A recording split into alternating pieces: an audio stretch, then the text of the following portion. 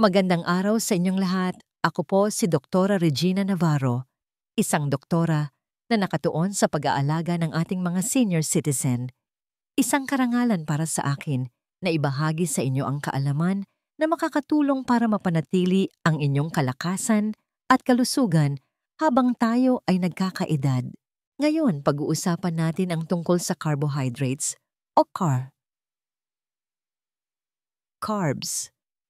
Ang mga maling uri ng carbs ay maaaring maging sanhi ng malaking pinsala sa inyong kalusugan, lalo na kapag lampas na sa edad na 60. Pinapataas nito ang inyong blood sugar, sinisira ang bituka at tahimik na nagdudulot ng problema sa memorya, paghina ng kalamnan at stroke. Sa isang malaking pag-aaral, lumabas na pinapataas nito ang panganib ng diabetes ng 70%. Ang nakakalungkot, marami sa ating mga senior ang kumakain nito araw-araw nang hindi namamalayan. Ang mga cereal, tinapay, crackers at maging ang ilang inaakalang masustansyang carbs ay maaaring magalis ng inyong lakas at magpabilis ng pagtanda. Sa araw na ito, ililista natin ang 4 na pinakamahuhusay na carbs na dapat ninyong kainin araw-araw at ang 4 na pinakamasama na nagpapabilis ng inyong pagtanda. Aayusin natin ito mula sa hindi gaanong masama hanggang sa pinakadelikado. Ang numero 1 sa listahan ng pinakamasama ay may kaugnayan sa heart failure at maagang demensya, kaya manatili po kayo. Malamang ay meron kayo nito sa inyong kusina ngayon. Ang lahat ng sasabihin ko ay suportado ng siyensya at makikita ang mga reference sa ibaba. Saan po kayo nanonood at ilang taon na po kayo?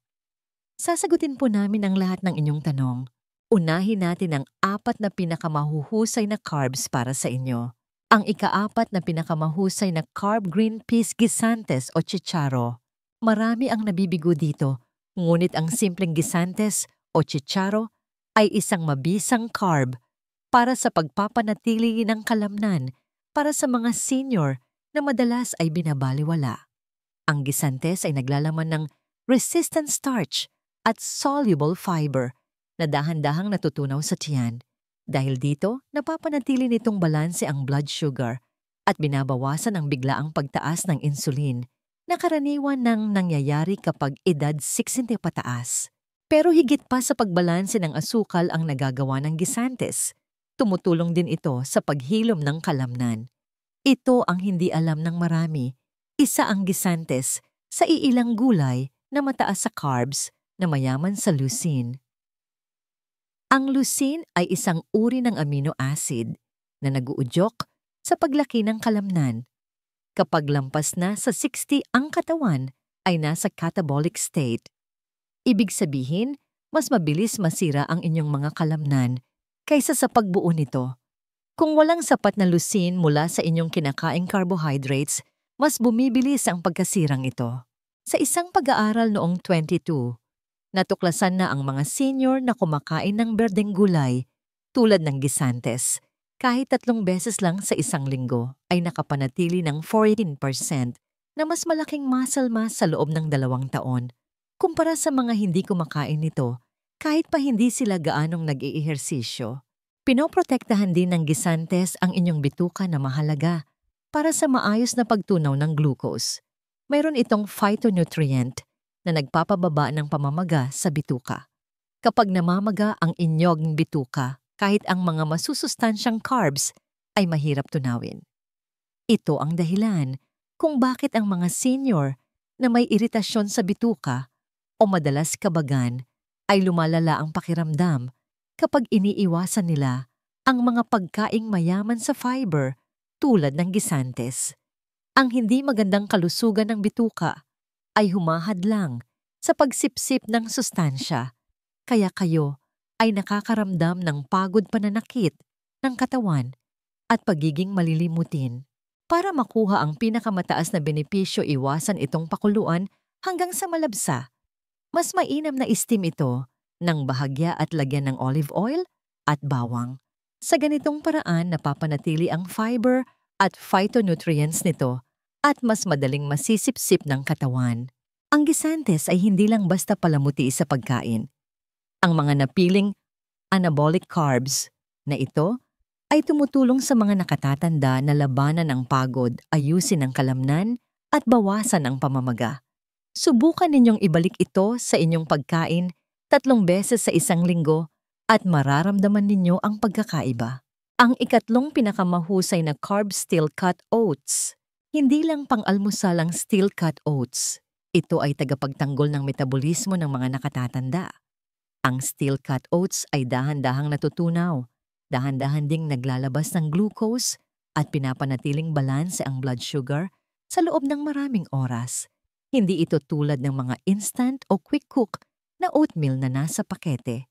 Ito ay napakahalaga kapag lampas na sa 60 kung kailan nagsisimula na ang insulin resistance. At karamihan sa mga carbs ay nagpapataas ng blood sugar. Ang mabagal na pagsipsip ng steel-cut oats ay nagpapahinga sa inyong lapay pancreas at pinapanatili ang balanse ng hormones na kailangan ng inyong katawan para manatiling aktibo at matalas ang isip. Ang nagpapaging espesyal pa sa steel-cut oats ay ang bobam beta-glucan, isang kakaibang soluble fiber na sagana lamang sa mga minimally processed na oats. Maraming pag-aaral ang nagpapatunay na ang chemical na ito ay nagpapababa ng LDL cholesterol, ang bad cholesterol, binabawasan ang pamamaga sa buong katawan at pinapatibay ang harang ng ating bituka. Isang malaking pagsusuri noong 23 sa American Journal of Clinical Nutrition ang natuklasan. Ang isang mangkok ng steel-cut oats araw-araw ay nakapagbaba ng LDL cholesterol ng 15% sa mga adultong may edad 60 pataas at nagpababa rin ng C-reactive protein, isang palatandaan ng pamamaga na may kaugnayan sa arthritis, paghina ng isip at stroke. Ang mas nakakagulat pa, ang beta-glucan ay tumutulong sa pag-regulate ng ating immunity. Pagkatapos ng edad 60 bumabagal ang ating mga immune cell na nagpapataas ng panganib sa impeksyon at nagpapabagal sa paggaling. Pinapakain ng oats ang mabubuting bakterya sa inyong colon, lalo na ang bifidobacteria, na gumagawa ng mga short-chain fatty acid na nag-aayos ng inyong bituka, kumokontrol sa cravings, at nagpapataas ng serotonin, ang ating high happy hormone. Isang carb na mga minuto lang lutuin ay nagpapabuti na ng panunaw, mood at immunity. Para makuha ang pinakamagandang benepisyo, iwasan itong lagyan ng brown sugar o mga processed na gatas. Sa halip, gumamit ng tubig o unsweetened almond milk. Lagyan ng cinnamon para sa regulasyon ng blood sugar at mga berries o flax seeds para sa antioxidants. Ang steel-cut oats ay hindi lang para sa kalusugan ng puso. Isa ito sa iilang carbs na aktibong nagpoprotekta sa mga nakatatanda mula sa loob. Kung pagod na kayo sa mga sugar crash, pagiging makakalimutin at mabagal na umaga, baka ang pagkain ng oats araw-araw ang kailangan ng inyong katawan. Ang ikalawang pinakamahusay na carb, kamote. Sweet potatoes. Ang kamote ay hindi lang masarap, isa ito sa mga pinakakumpleto at senior-friendly na carbohydrates sa buong mundo.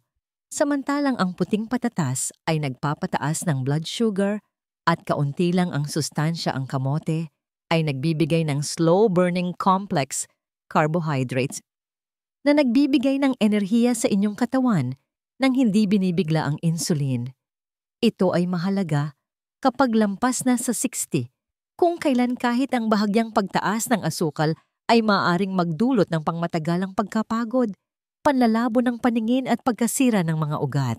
Ang kamote ay sagana sa beta-carotene, isang kulay mula sa halaman na ginagawang vitamin A ng ating katawan. Marami sa ating mga senior ang kulang sa vitamin A na nagpapalakas ng immunity, nagpapaganda ng balat, at nagpapalinaw ng paningin. Sa isang pag-aaral noong 22 sa Frontiers in Aging, natuklasan na ang mga nakatatandang regular na kumakain ng mga kulay kahel na gulay tulad ng kamote ay may mas magandang memorya, mas bihira magkasipon, at mas mababa ang tsansa ng pagkabulag. Hindi lang ang carbohydrates ng kamote ang mahalaga, kundi pati na rin ang packaging nito. Ang kamote ay may resistant starch, lalo na kapag niluto at pinalamig. Ang resistant starch na ito ay pagkain para sa mabubuting bakterya sa ating colon na gumagawa ng butyrate, isang short-chain fatty acid na nagpapababa ng pamamaga, nagpapatibay sa harang ng bituka at nagpapababa ng panganib sa colon cancer. Ang pagpapalit ng mga refined carbs sa pinalamig na kamote ay makakatulong sa mga senior na may mahinang panunaw, leaky gut, o mga sintomas na parang IBS. Naglalaman din ito ng magnesium at potassium, dalawang electrolytes na kailangan para sa paggalaw ng kalamnan at ritmo ng puso, na kadalasang nababawasan habang nagkakaedad o dahil sa gamot. Kung nakakaranas kayo ng pulikat sa gabi o irregular na tibok ng puso, baka ang kamote ang solusyon na hindi nabanggit ng inyong doktor. Para sa pinakamataas na benepisyo, i-roast ito ng buo kasama ang balat. Huwag itong lunurin sa asukal o gatas na kondensada. Ang isang kurot ng cinnamon o luyang dilaw ay nagpapalakas pa ng anti-inflammatory at blood sugar lowering properties nito. Ang kamote ay hindi lang basta pamatid gutom. Sa isang kagat, pinapalakas mo na ang iyong bituka, pinapatatag ang iyong blood sugar, at pinoprotektahan ang iyong utak at paningin. Ang unang pinakamahusay na carb lentejas, lentils. Ang lentehas ay hindi lang basta protina mula sa halaman.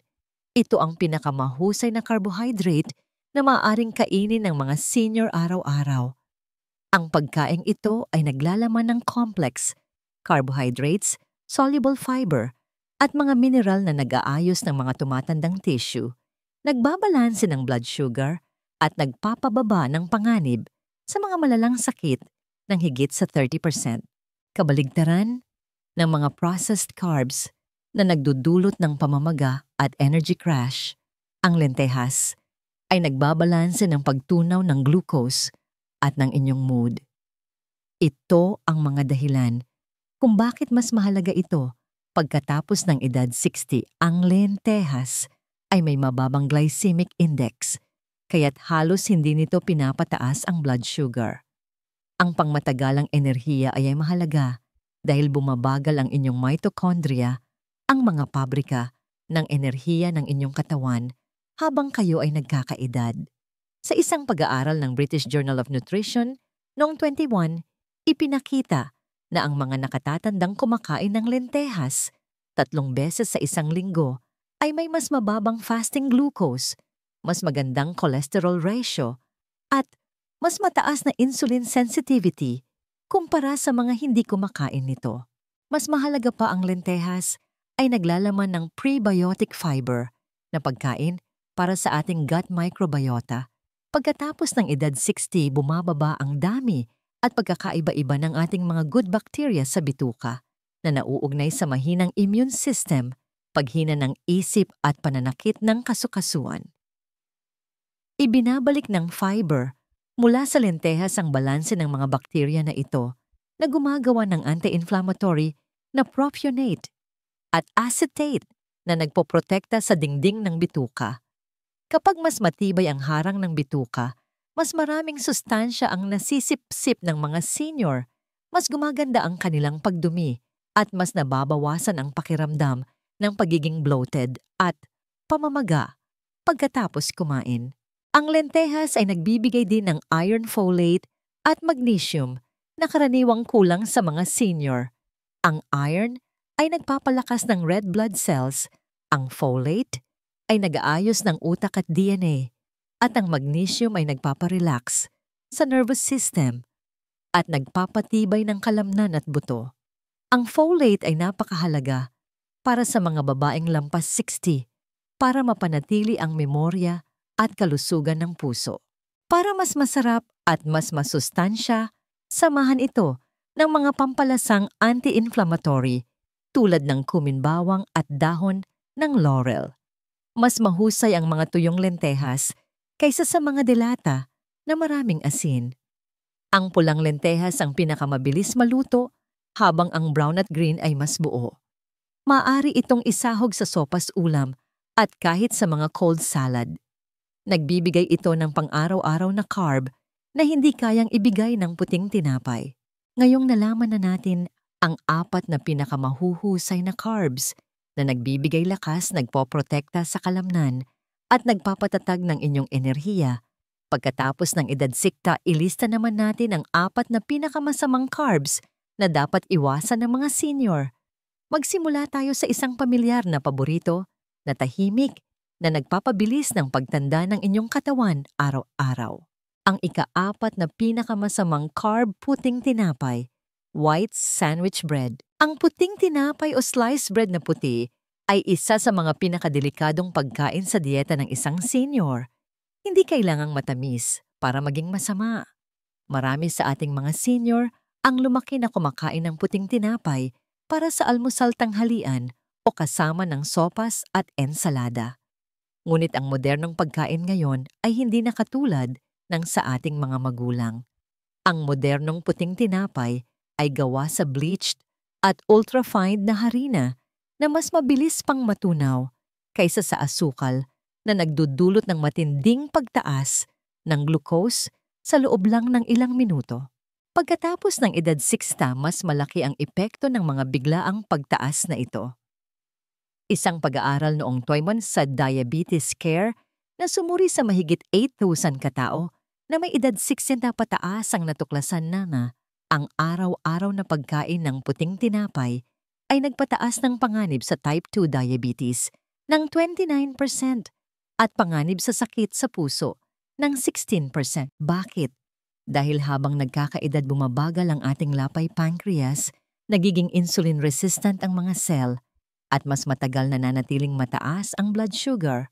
Ang tahimik na bagyo po na ito ay nagdudulot ng pamamaga sa mga ugat sumisira sa daluyan ng dugo at umuubos sa mga brain cell. Nagugutom din ang inyong mga good bacteria sa bituka dahil ang puting tinapay ay halos walang fiber. Ang mahinang microbiome ay nagdudulot ng paghina ng immune system, pagbagal ng panunaw at pamamaga. Ang masama pa karamihan sa mga puting tinapay ay may mga dagdag na asukal, hydrogenated oils, at mga tinatawag na enhanced flours na niloloko ang inyong katawan na busog na ito habang pinapalala naman ang mga sakit na iniiwasan ninyo. Hindi mananalo ang inyong katawan sa laban sa asukal kung kumakain kayo ng puting tinapay sa almusal tanghalian at hapunan. Ang solusyon, lumipat sa 100% sprouted grain o stone ground whole grain na tinapay na may hindi bababa sa 3 gramo ng fiber bawat hiwa. Basahin po nating mabuti ang mga label. Hindi sapat na wheat lang ang nakasulat. Dapat whole wheat o whole grain otam ang unang sangkap. Ang salitang multigrain ay walang kabuluhan kung hindi buo ang butil. Kung gusto ninyo ng tuloy-tuloy na enerhiya, mas malinaw na pag-iisip at tunay na proteksyon laban sa stroke at diabetes, ang pag-iwas sa puting tinapay ang maaaring pinakamalaking hakbang na magagawa ninyo ngayong taon. Ang ikatlong pinakamasamang carb rice cakes, magaan, malutong at mukhang pang-diet, ngunit ang rice cakes ay isa sa mga pinakamapanlinlang at mapanganib na carbs para sa mga senior. Ang rice cakes ay naglalabas ng asukal sa inyong sistema na halos walang kasamang taba, fiber o sustansya. Matapos itong matunaw sa loob lang ng ilang minuto, biglang tataas ang inyong glucose at bigla ring babagsak. Pagkatapos ng edad 60, ang paulit-ulit na pagtaas na ito ay nagpapalaki ng inyong tsansa sa diabetes, pagkawala ng memorya at pagkasira ng kalamnan, pati na rin ng pagkapagod. Karamihan sa mga rice cake ay gawa sa puffed white rice na may glycemic index na higit sa 18 poles, mas mataas pa kaysa sa table sugar. Isang pag-aaral noong 2020 sa Journal of Clinical Endocrinology ang natuklasan na ang blood sugar ng mga senior pagkatapos kumain ay tumaas ng 200% na mas mataas sa mga pagkaing may high GI tulad ng puffed rice kumpara sa mga whole grains. Ang pagtaas na yon ay naglalabas ng maraming insulin, ngunit ang mga tumatandang cell ay hindi na tumutugon ng maayos kaya nananatiling mataas ang inyong blood sugar. Ito ay nagdudulot ng pamamaga, oxidative stress at pagkasira ng mga nerve. Hindi rin nakakabusog ang rice cakes. Hindi nito pinapabagal ang panunaw o pinapagana ang leptin ng hormone na nagsasabing busog ka na dahil kulang ito sa fiber, protina at taba. Dahil dito, mas mabilis kayong magugutom, mas marami kayong kakainin at tataba kayo. Maraming senior ang nag-aakala na ang rice cakes ay isang malusog na merienda. Ngunit sa totoo lang, isa itong metabolic roller coaster na nagpapababa ng enerhiya, focus at kalusugan ng bituka. Ang masama pa, ang mga may lasang rice cakes ay madalas may maltodextrin, artificial sweeteners at mga pabalat na mayaman sa sodium na nagpapataas ng presyo ng dugo at sumisira sa dingding ng bituka.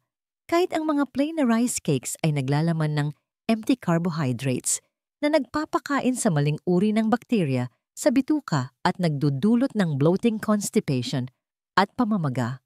Kung kumakain kayo ng rice cakes bilang isang healthy snack, pag-isipan ninyong muli. Subukan ang isang dakok ng hilaw na almendras o whole grain na tinapay na may abokado. Ang mga pagkaing ito ay tumutulong na mapanatili ang inyong blood sugar, kalamnan at kalusugan ng bituka habang kayo ay nagkakaedad. Mukhang hindi nakakasama ang rice cakes, ngunit dapat itong iwasan ng mga senior dahil isa na naman itong mabilis na carb na nagpapabilis sa mga problema sa kalusugan. Ang ikalawang pinakamasamang carb, mga nakakahon na almusal na cereals, packaged breakfast cereals. Karamihan sa mga nakakahon na breakfast cereal ay isa sa mga pinakamasamang carbs para sa mga senior sa kabila ng kanilang makukulay, malulutong at vitamin-fortified na mga pangako. Mula sa cornflakes hanggang sa honey clusters at mga bran mix, karamihan sa mga kahon ay naglalaman ng mga processed grains, idinagdag na asukal at mga kemikal na preservative na nakakasama sa blood sugar, panunaw at pangmatagalang kalusugan. Nagsisimula ang problema sa paggawa pa lang ng cereal. Ang fiber at germ ng mga butil ay tinatanggal sa panahon ng pagproseso na nag-iiwan lamang ng starch na mabilis masunog. Ang mga puffed flaked o crunched na cereal ay sinisip-sip ng inyong katawan ng kasing bilis ng glucose. Ang pagtaas na yon ay nagiging sanhi ng paglabas ng insulin mula sa inyong lapay na mapanganib pagkatapos ng edad 60. Kapag bumagal na ang pagtugon sa insulin at tumitigil na sa pag-react ang mga cell, pinapatagal nito ang mataas na blood sugar na nagdudulot ng pamamaga, pagkapagod at brain fog. Noong 2019, ipinakita ng Journal of Gerontology na ang mga taong may edad 60 pataas na kumakain ng processed breakfast cereal 5 o higit pang beses sa isang linggo ay may 22% mas mataas na panganib sa metabolic syndrome na kinabibilangan ng mataas na presyo ng dugo, mataas na blood sugar at taba sa tiyan. Karamihan sa mga cereal na ito ay naglalaman ng mga phosphate at emulsifier na nakakasira sa lining ng tiyan at nag-aalis ng calcium at magnesium. Pinapataas nito ang panganib ng pagkahulog at bali dahil sa mas mahinang mga buto at mas masikip na mga kalamnan. Kahit ang mga whole grain o fibisa o fiber-rich na cereal ay naglalaman ng corn syrup, barley malt o fruit juice concentrate na nagsisilbing asukal din. Ang ilan ay nagtatago ng halos 20 gramo ng asukal bawat serving sa ilalim ng iba't ibang pangalan. Ang pagsasama ng cereal sa low-fat na gatas ay nagdaragdag pa ng asukal. Para mapabagal ang panunaw at suportahan ang hormones, kailangan ng taba. Ang solusyon? Itapon ng mga kahon. Ang unsweetened Greek yogurt na may chia seeds o nilagang itlog sa whole grain na tinapay ay mga simpleng almusal. Maaring mukhang mabilis na almusal ang packaged cereal, ngunit maaari itong humantong sa pagtaas ng blood sugar, pagbigat ng timbang at pagkaubos ng enerhiya sa umaga para sa mga senior. Ang unang pinakamasamang carb french fries. Ginto ang kulay ng mga ito. Malutong. Para sa maraming senior, hindi ito matatanggihan. Gayunpaman, ang french fries ang pinakamasamang carbohydrate Pagkatapos ng edad 60, mayroon itong refined starch at higit pa. Ito ay pinirito sa mga inflammatory oil, walang fiber at puno ng asin at mga chemical preservative na sumisira sa halos bawat organ sa inyong tumatandang katawan. Hindi kayo kumakain ng gulay.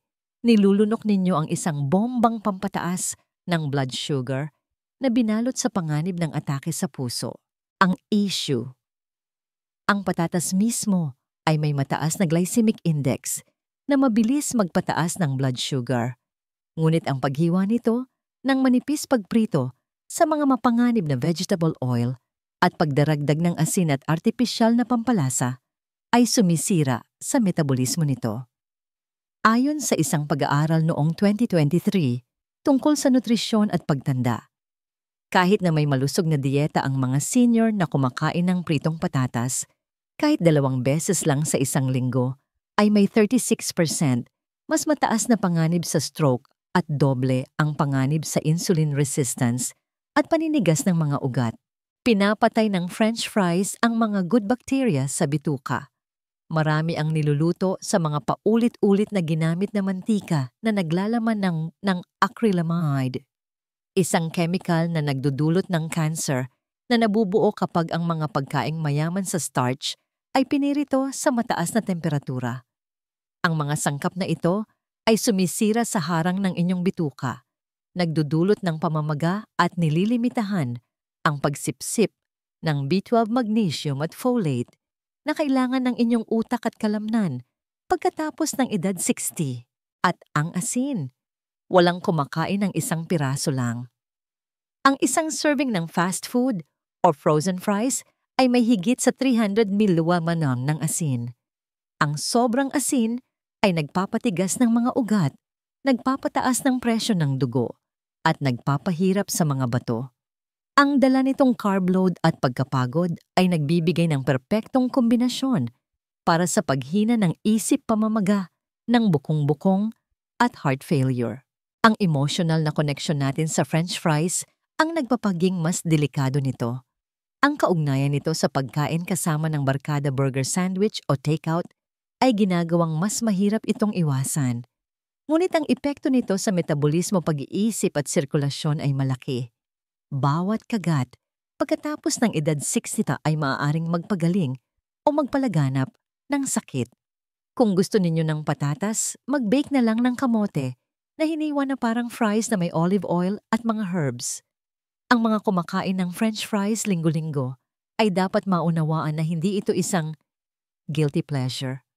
Dahan-dahan itong sinisip-sip ang inyong sigla kalinawan ng isip at haba ng buhay. Pangwakas na aral.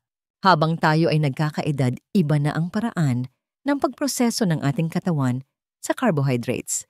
Ang mga maling uri ng carbs ay mas malakas na ngayon ang tama. Mas matagal manatili sa sistema at mas maraming pinsalang idinudulot kaysa noong tayo ay mas bata pa.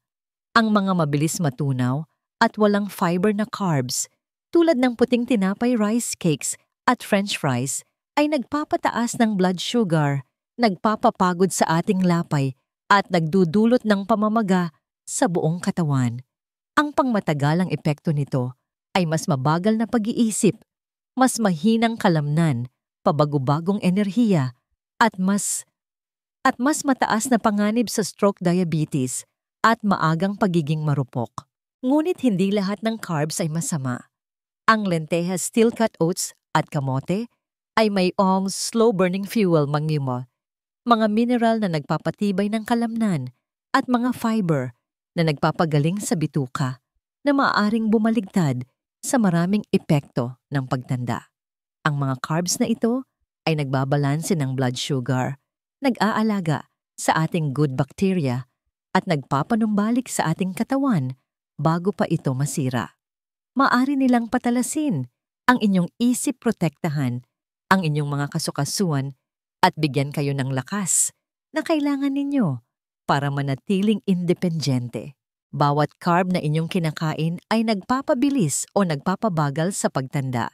Walang gitna pagkatapos ng edad 60. Ang pagkain ng tamang carbs at pag-iwas sa mga pinakamasama ay isa sa mga pinakamahusay na bagay na maaari ninyong gawin para sa inyong kalusugan. Hindi ninyo kailangang iwasan ang lahat ng carbs. Kailangan nyo lang talikuran ang mga tahimik na kumakalaban sa inyo. Maraming salamat po sa panunood. Kung meron po kayong mga tanong karanasan o komento mangyaring i-type sa ibaba. Huwag po ninyong kalimutang mag-subscribe sa channel na ito at ibahagi ang video na ito sa inyong mga kaibigan at kapamilya na maaaring makinabang din sa kaalamang ito.